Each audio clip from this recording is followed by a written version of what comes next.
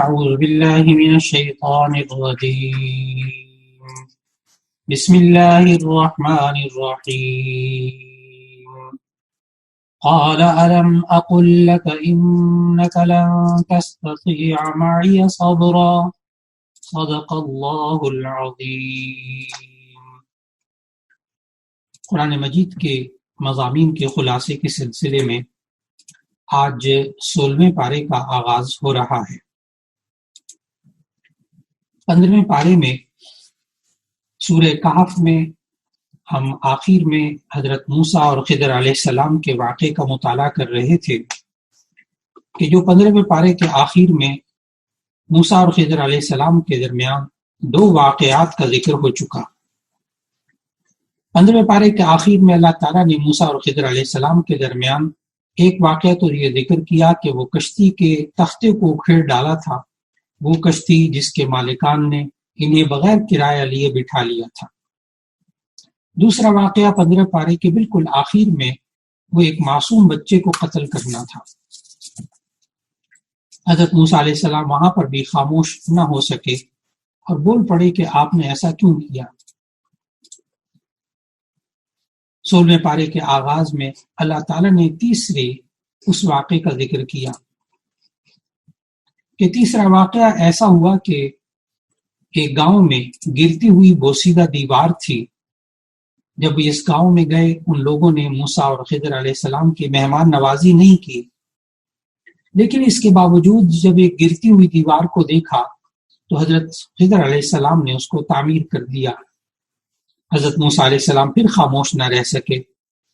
اب 16ویں پارے کے آغاز میں اللہ تعالیٰ نے بتایا کہ تیسرے سوال کے بعد حضرت خضر علیہ السلام نے جدائی کا اعلان کر دیا کہ آپ صبر نہیں کر سکتے، آپ اب میرے ساتھ نہیں چل سکتے۔ پھر اس کے بعد تینوں واقعات کی جو تکوینی کیفیات تھیں وہ حضرت خضر علیہ السلام نے حضرت موسیٰ علیہ السلام کے سامنے بیان کر دی کہ یہ 3 واقعات ہوئے، ایک کشتی کا تختہ اکھیڑنا، ایک بچے کا قتل کرنا اور ایک دیوار کی تعمیر کرنا۔ 16ویں پارے کے آغاز میں اللہ تعالیٰ نے خضر علیہ السلام کی زبانی ان تینوں تکوینی امور کو ظاہر کر دیا کہ کشتی کا تختہ اس لیے توڑا تھا کہ آگے ایک ظالم بادشاہ تھا جو ہر نئی اور اچھی کشتی پر زبردستی قبضہ کر لیتا، چھین لیتا۔ چنانچہ خضر علیہ السلام نے تختہ اکھیڑ کر اس میں ایک عیب پیدا کر دیا جس سے وہ کشتی والے اور ان کی کشتی بچ گئی۔ پھر بچے کے قتل کا جو تکوینی امر تھا وہ یہ ظاہر کیا کہ یہ بچہ اصل میں بڑا ہو کر والدین کے لیے بڑا فتنہ بن سکتا تھا۔ والدین نیک تھے، اللہ تعالیٰ نے اس بچے کو مارنے کا فیصلہ کیا اور اس کے بجائے اور نیک اولاد دینے کا فیصلہ فرمایا۔ تیسری چیز دیوار گرتی ہوئی جو تھی اس کی تعمیر کرنا، اس کی وجہ بتائی خضر علیہ السلام نے کہ دراصل یہ دیوار کے نیچے خزانہ تھا جو 2 یتیم بچوں کی ملکیت تھا، اور کانا ابوہما صالحا، ان کے بچوں کے والدین بڑے نیک تھے، اور اللہ تعالیٰ نے اس دیوار کے نیچے جو خزانہ پوشیدہ تھا ان کو باقی رکھنے کا ارادہ کیا کہ اس دیوار کو تعمیر کر لیا جائے، ورنہ دیوار گر جاتی تو لوگ خزانہ لوٹ لیتے اور یہ یتیم بچے اپنے حق سے محروم رہ جاتے۔ اس کا ذکر کرنے کے بعد پھر دوسرے رکوع سے ذوالقرنین کے بارے میں لوگ پوچھ رہے تھے، اس کا تذکرہ شروع ہوا۔ 16ویں پارے کا دوسرا رکوع ہے کہ آیت نمبر 83 سے وَيَسْأَلُونَكَ عَنْ ذِي الْقَرْنَيْنِ، یہ لوگ ذوالقرنین کے بارے میں پوچھتے ہیں۔ مفسرین میں سے بھی بہت سے حضرات اور مورخین میں بہت سے حضرات بس اوقات ذوالقرنین کو سکندر مقدونی یا دوسرے بہت سے کئی بادشاہوں کے لیے ذوالقرنین کا لقب قرار دینے کی کوشش کرتے ہیں، لیکن ہمیں قرآن مجید کے مطالعے سے پتہ چلتا ہے کہ ذوالقرنین کو اللہ تعالیٰ نے مادی قوت بھی عطا کی تھی اور روحانی اور ایمانی طاقت بھی عطا کی ہوئی تھی، اور اسے ذوالقرنین اس لیے کہتے تھے کہ وہ ایک طرف مشرق کے آخری کنارے اور دوسری طرف مغرب کے آخری کنارے تک اس کی حکومت پہنچ چکی تھی۔ لہذا ہمیں ذہن میں جب اللہ تعالیٰ نے ذوالقرنین کا لفظ ہمیں سکھا دیا تو ہمیں اس کی تفصیلات، جزیات اور تاریخی حقائق کے پیچھے جانے کی ضرورت نہیں، کیونکہ قرآن حکیم کا مقصد عبرت اور نصیحت ہے۔ اللہ تعالیٰ نے ذوالقرنین کے حوالے سے ان آیات میں یہ بتایا کہ اصل میں ذوالقرنین اپنے فتوحات کے سلسلے میں فتح کرتے کرتے اس کا گزر ایک ایسی قوم پر ہوا جو پہاڑوں کے درمیان آباد تھی، اور وہ ہمیشہ وہ قوم ایک وحشی قوم جسے یاجوج ماجوج کہتے تھے، اس مظلوم وہ اس کے حملوں کا نشانہ بنتی تھی، اور یاجوج اور ماجوج اس قوم کو تنگ کرتے تھے۔ اس مظلوم قوم کی درخواست پر اللہ تعالیٰ نے ان آیات میں بتایا کہ ذوالقرنین بادشاہ نے ایک ایسی مضبوط دیوار تعمیر کی جس کی وجہ سے وہ یاجوج اور ماجوج کے حملوں سے محفوظ ہو گئے۔ یہ دیوار قرب قیامت میں ریزہ ریزہ ہو جائے گی اور یاجوج ماجوج پوری دنیا میں پھیل جائیں گے۔ پھر اللہ تعالیٰ نے 16ویں پارے میں سورہ کہف کی اختتامی آیات میں بتایا کہ جو لوگ صرف مادیت اور ظاہری وسائل کو سب کچھ نہیں سمجھتے، بلکہ اپنے پروردگار کے حکم پر عمل کرتے ہیں، اپنے پروردگار سے ملنے کی آرزو رکھتے ہیں، اچھے کام انجام دیتے ہیں اور اپنے پروردگار کے ساتھ کسی دوسرے کو شریک نہیں ٹھہراتے، تو اللہ تعالیٰ کے نزدیک انہی لوگوں کا انجام اچھا ہے۔ پھر اس کے بعد سورہ مریم کا آغاز ہوتا ہے۔ سورہ مریم یہ مکی صورت ہے، اور اس کا نام مریم اس لیے رکھا گیا کہ اس صورت کی آیت نمبر 16 سے لے کر آیت نمبر 40 تک اللہ تعالیٰ نے مریم علیہ السلام کا ذکر فرمایا۔ اسی نسبت سے اس صورت کا نام سورہ مریم رکھا گیا۔ سورہ مریم ترتیب توقیفی کے اعتبار سے، یعنی قرآن مجید کی ترتیب کے اعتبار سے سورت نمبر 19 ہے، اور نازل ہونے کے اعتبار سے یہ سورت نمبر 44 ہے۔ اس کی کل آیات 98 ہیں اور 6 رکوع ہیں۔ یہ سورہ مریم مکی صورت ہے، ہجرت سے پہلے نازل ہوئی، اور مکی صورتوں کی خصوصیات آپ کے ذہن میں ہیں کہ مکی صورتوں میں عام طور پر توحید، رسالت، آخرت کا ذکر کیا جاتا ہے، چنانچہ اس میں بھی سورہ مریم میں بھی توحید، رسالت اور آخرت کا ذکر ہے، اور مختلف انبیاء علیہ السلام کا ذکر ہے۔ سورہ مریم میں حضرت زکریا علیہ السلام کا قصہ سب سے پہلے بیان ہوا۔ حضرت زکریا علیہ السلام جو بوڑھے ہو چکے تھے، ہڈیاں کمزور ہو گئی تھی، بال سفید ہو گئے تھے، اہلیہ بھی ان کی بوڑھی اور بانجھ تھی۔ حضرت زکریا علیہ السلام کی روایات میں عمر اس وقت آتی ہے کہ 120 سال کے قریب عمر تھی، اور ان کی اہلیہ کی عمر بھی 100 سال کے قریب، یعنی 98 سال تھی۔ بظاہر اب اولاد ممکن نظر نہیں آتی تھی، لیکن پھر بھی اللہ کے سامنے دعا کے لیے ہاتھ اٹھائے۔ بیٹا مانگنے سے پہلے زکریا علیہ السلام نے اللہ کے حضور 3 باتیں ذکر کی۔ پہلا یہ کہ میں بہت کمزور ہوں، دوسرا یہ کہ میں مایوس نہیں ہوں لیکن آپ نے کبھی میری دعا رد نہیں فرمائی، تیسرا یہ ذکر کیا کہ اس دعا سے میرا مقصد دین کی منفعت، دین کا فائدہ ہے، تاکہ میری خلافت قائم ہو سکے اور دین کی دعوت، دین کا پیغام اللہ تعالیٰ اس بیٹے کے ذریعے آگے پہنچا دے۔ ساتھ ہی انہوں نے یہ بھی درخواست کی کہ اے اللہ ایسا بیٹا عطا فرمانا جس سے تو بھی خوش ہو اور تیرے بندے بھی خوش ہوں۔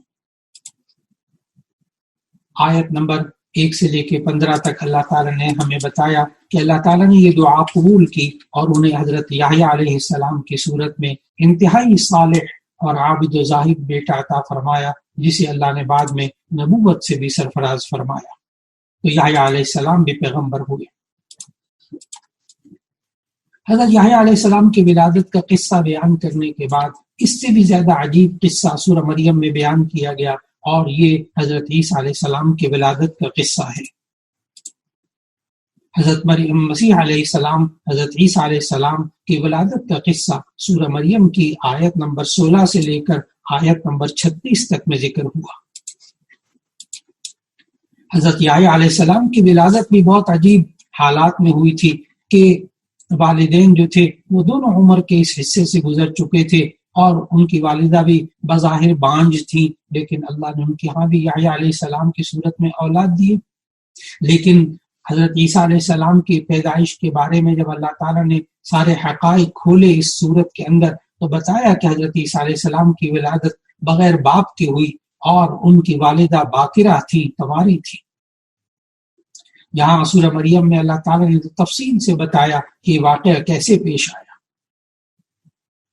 ہمیں ان آیات سے معلوم ہوا کہ حضرت مریم علیہ السلام اپنے گھر والوں سے الگ ہو کر عبادت کے لیے بیت المقدس کے مشرقی گوشے میں چلی گئی۔ حضرت جبرائیل علیہ السلام ان کے پاس آئے، ان کے گریبان میں پھونکا اور انہیں حمل ٹھہر گیا۔ پھر حضرت مریم علیہ السلام پر بڑے حزن و ملال کی شدید کیفیات آئیں، یہاں تک کہ ولادت کے بعد بچے کو اٹھائے ہوئے جب قوم کے پاس آئیں تو یہودیوں کی زبانیں چلنے لگیں اور انہوں نے الزام تراشی شروع کی۔ حضرت مریم علیہ السلام نے اللہ تعالیٰ کے حکم سے بیٹے کی طرف اشارہ کیا تو اللہ تعالیٰ نے معجزہ دکھایا کہ ماں کی گود میں لیٹا ہوا بیٹا بولنے لگا اور یوں کہا انی عبداللہ۔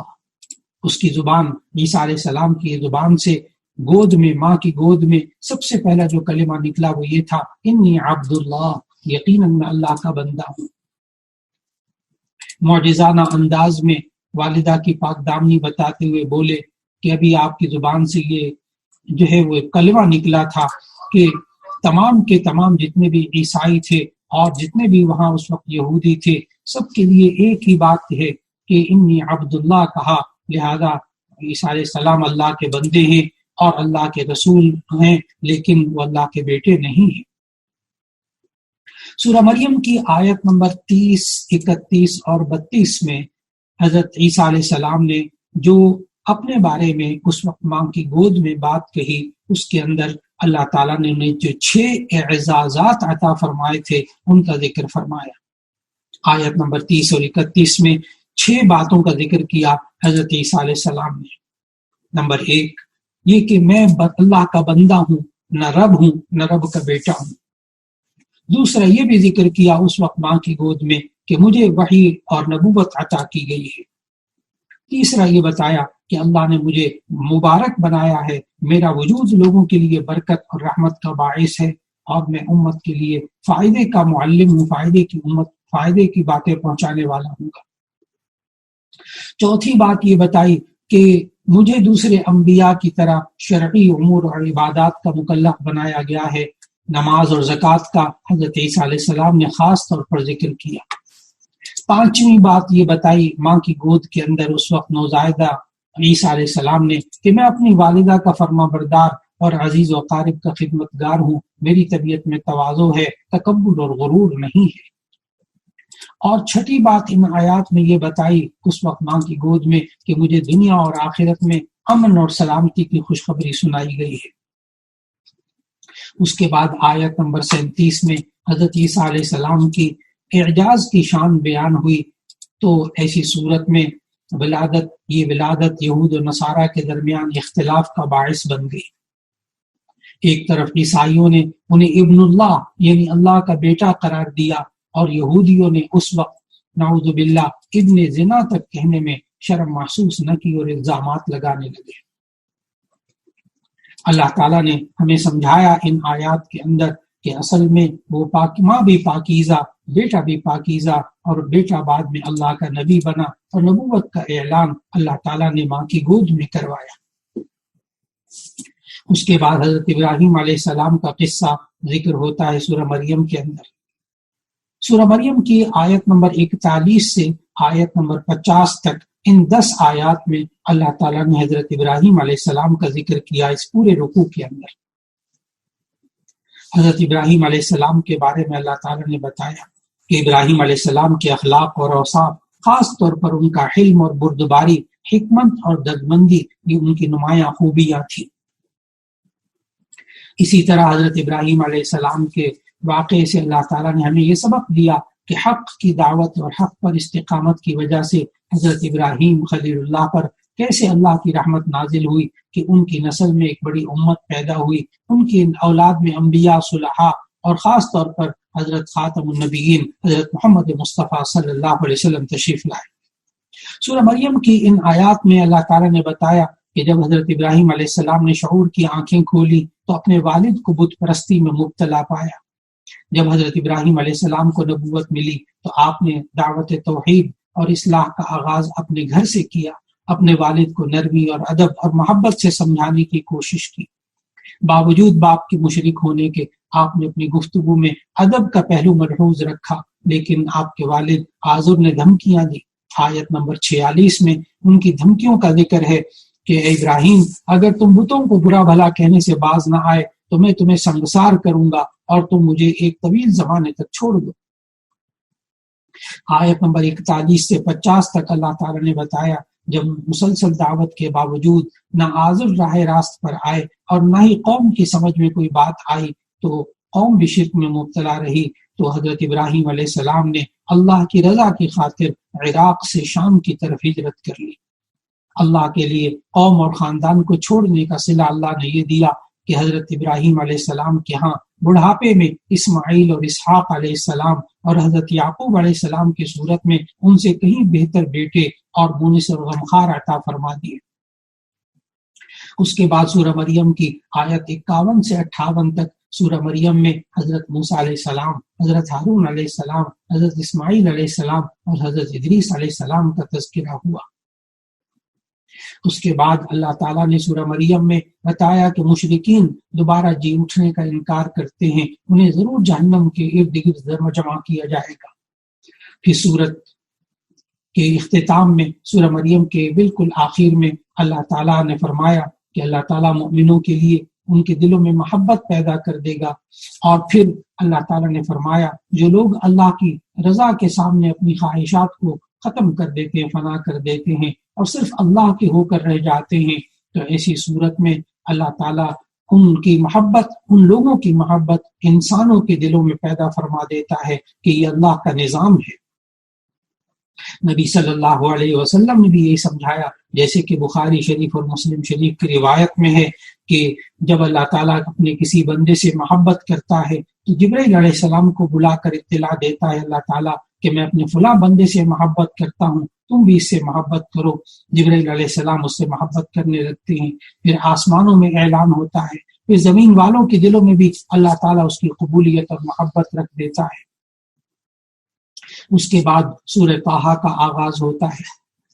سورہ طٰہٰ یہ قرآن مجید کی ترتیب کے اعتبار سے سورت نمبر 20 ہے، اور سورہ طٰہٰ نازل ہونے کے اعتبار سے سورت نمبر 45 ہے۔ یہ مکی سورت ہے۔ سورہ طٰہٰ یعنی ہجرت سے پہلے نازل ہوئی۔ اس میں 135 آیات ہیں اور 8 رکوع ہیں۔ اس کا نام سورہ طٰہٰ اس لیے رکھا گیا کہ اس کے شروع میں یہ حروف مقطعات کی صورت میں لفظ طٰہٰ آ رہا ہے۔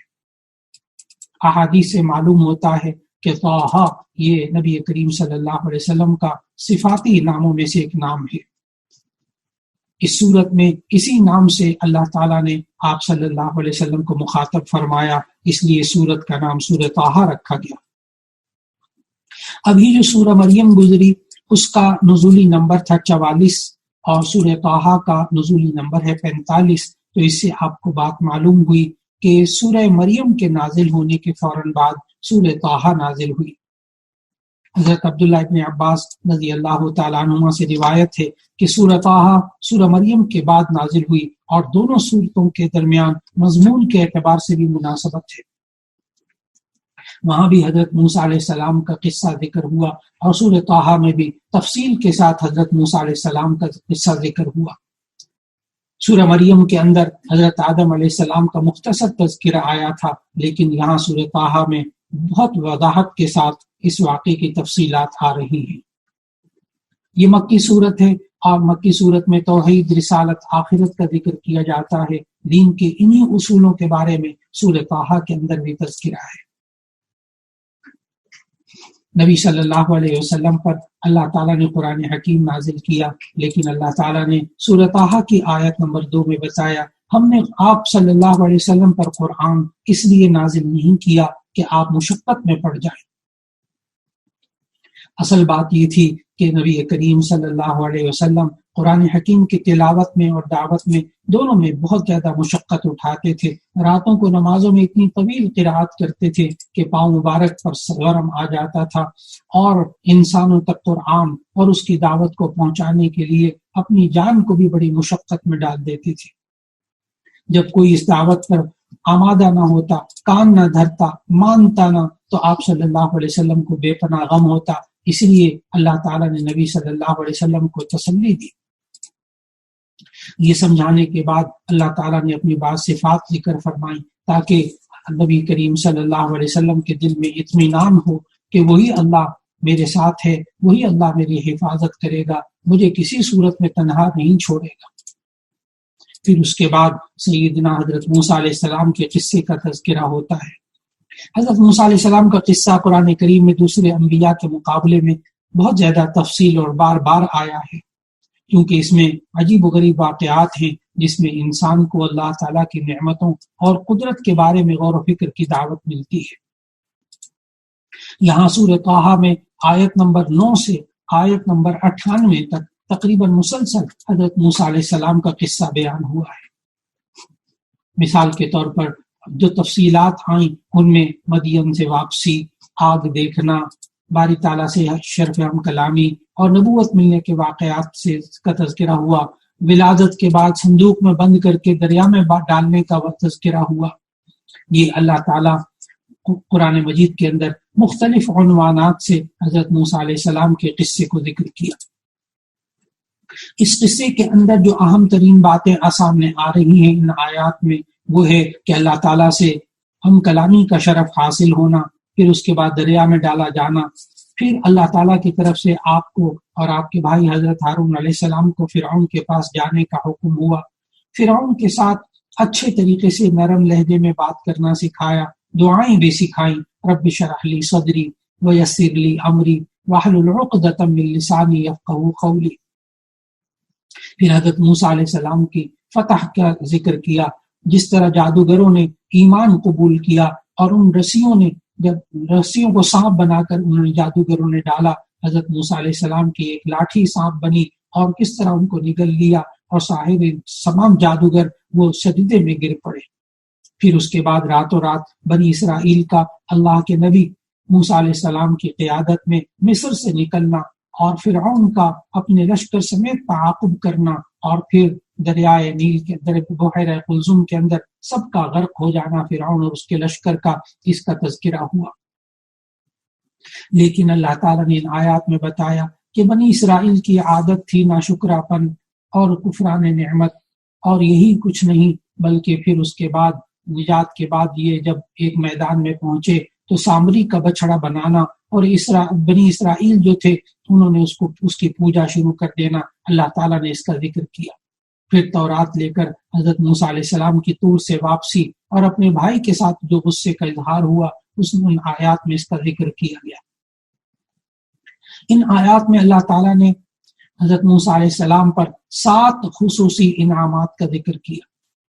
ایک تو یہ کہ فرعون کے ظلم اور پکڑ سے حفاظت کی، جب وہ اس کے کارندے نومولود اسرائیلی بچوں کی تلاش میں مارے مارے پھر رہے تھے اور بنو اسرائیل کے ہر بچے کو قتل کر رہے تھے اور لڑکی کو زندہ چھوڑ دیتے تھے۔ پھر دوسری نعمت بتائی کہ لوگوں کے دلوں میں حضرت موسیٰ علیہ السلام کی محبت ڈال لی جانی، کہ جو بھی آپ کو دیکھتا حضرت موسیٰ علیہ السلام سے محبت کرنے لگتا۔ پھر تیسری چیز اللہ تعالیٰ نے ان آیات میں ذکر کی کہ کس طرح اللہ نے تربیت کروائی اور پرورش کا خصوصی اہتمام اور نگرانی کروائی۔ اور چوتھی بات اللہ تعالیٰ نے ان آیات میں بتائی کہ حضرت موسیٰ علیہ السلام کو اللہ تعالیٰ نے کس طرح پوری عزت اور احترام کے ساتھ رضاعت کے لیے، دودھ پینے کے لیے حقیقی والدہ کی طرف لوٹوا دیا۔ پانچویں بات اللہ تعالیٰ نے بتائی ان آیات میں کہ حضرت موسیٰ علیہ السلام کے ہاتھوں ایک قبطی قتل ہو گیا تھا، لیکن آپ کو قصاص میں قتل ہونے سے بچا لیا گیا۔ چھٹی بات اللہ تعالیٰ نے بتائی کہ مدین سے واپسی پر حضرت موسیٰ علیہ السلام کو نبوت عطا کر دی گئی۔ اور ساتویں بات یہ بتائی کہ اللہ تعالیٰ نے آپ کو ہم کلامی کا شرف بخشا اور اپنے نزدیک ہونے اور اپنی محبت کے لیے منتخب فرمایا۔ پھر اس کے بعد اللہ تعالیٰ نے آیت نمبر 102 سے آیت نمبر 112 تک قیامت کی ہولناکیوں کا ذکر کیا، اور اللہ تعالیٰ نے بتایا کہ یہ سب کچھ انسان کی نافرمانی کی وجہ سے ہوتا ہے، لیکن پھر اس کے بعد اللہ تعالیٰ نے بھول چوک کے بارے میں بتایا کہ انسان بسا اوقات بھول چوک میں مبتلا ہو جاتا ہے۔ آدم علیہ السلام کے نسیان کا ذکر کیا، ابلیس کے ساتھ جو ان کا معاملہ ہوا اسے بیان کیا گیا۔ پھر اللہ تعالیٰ نے سورہ طٰہٰ کے آخر میں جہاں 16واں پارہ مکمل ہو رہا ہے، اللہ تعالیٰ نے فرمایا آیت 132 میں، جو لوگ قرآن سے منہ پھیرتے ہیں ان کے لیے وعید ہے، ان کی زندگی تنگ ہو جائے گی اور انہیں قیامت کے دن اندھا کر کے اٹھایا جائے گا۔ کیونکہ یہ قرآن کریم جیسا معجزہ دیکھ لینے کے باوجود یہ ایمان نہ لائے اور اس کے مطابق یہ عمل نہ کیا انہوں نے۔ پھر آخری آیات میں بتایا کہ آخری آیت میں نبی کریم صلی اللہ علیہ وسلم کو حکم دیا کہ آپ ان دشمنوں سے کہہ دیجئے کہ سب لوگ اپنے اعمال کے نتائج کے منتظر ہیں، بس تم بھی منتظر رہو، عن قریب تمہیں معلوم ہو جائے گا کہ سیدھی راہ پر چلنے والے کون ہیں اور جنت کی طرف راستہ پانے والے کون ہیں۔ اسی کے ساتھ 16ویں پارے کا اختتام ہو رہا ہے اور یہی سورہ طٰہٰ مکمل ہو رہی ہے۔ اللہ رب العزت ہمیں قرآن مجید کی تلاوت کی توفیق عطا فرمائے، اس کو سمجھنے کی توفیق عطا فرمائے، اس کے مطابق عمل کرنے کی توفیق عطا فرمائے، اور قرآن حکیم کے اس پیغام کو سب لوگوں تک پہنچانے کی توفیق عطا فرمائے۔ وآخر دعوانا الحمد للہ رب العالمین۔